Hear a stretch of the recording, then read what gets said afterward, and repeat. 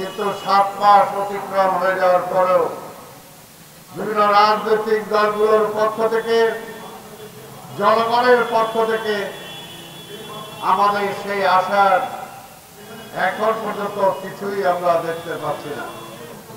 মাঝে মাঝে সরকার প্রধান বা তার উপদেষ্টা বলে এই মাসে নির্বাচন হবে, ওই মাসে নির্বাচন হবে, কিন্তু এখন পর্যন্ত যে রোড ম্যাপ আমরা চেয়েছিলাম যে আপনারা কি করতে চান সেটার একটা রোড ম্যাপ ঘোষণা করেন, কিন্তু সেই রোড ম্যাপ এত কিছু বলার পরও দেয়া হয় নাই।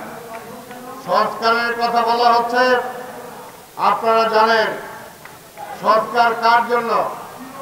এই রাষ্ট্র ব্যবস্থা সংস্কার করে রাষ্ট্র ব্যবস্থায় যারা সরকার পরিচালনা করবে সেই রাজনীতিবিদদের যদি সম্পৃক্ততা না থাকে তাহলে সেই সংস্কারটা কারা করবে, কিভাবে করবেন? সেই কারণে আমরা সংস্কারের বিপক্ষে কেউ না।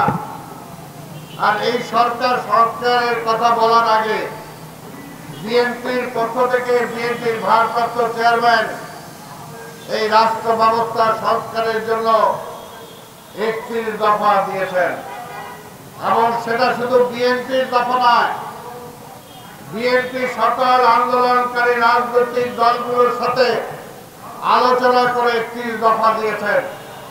যেটা এখন পর্যন্ত সরকার অনেক কমিশন করছে, অনেক কমিশনের মোটা মোটা বই তারা জমা নিয়েছেন বিভিন্ন কিছু সংস্কারের জন্য, কিন্তু ছোট্ট একটা 31 দফার যে সংস্কারের জন্য তারেক রহমান দিয়েছেন, সেই 31 দফা নিয়ে এখন পর্যন্ত এই ডক্টর ইউনূসের সরকার কোনো কথাই বলেন না। আমরা বলতে চাই, আমরা যে 31 দফা দিয়েছি এর বাইরে আর আপনি কি সংস্কার করবেন? আর জনগণ তো চায় যে জনগণের যে পরিবর্তন যেটা দরকার ইমিডিয়েট, সেই ইমিডিয়েট কাজগুলো তো কিছুই হয় নাই। উপরন্ত আমরা দেখতে পাচ্ছি পরাজিত ফ্যাসিবাদ আবার ফিরে আসার জন্য চেষ্টা করছে। অনেকে পরাজিত ফ্যাসিবাদের কথা ইনিয়ে বিনিয়ে বলার জন্য চেষ্টা করছে।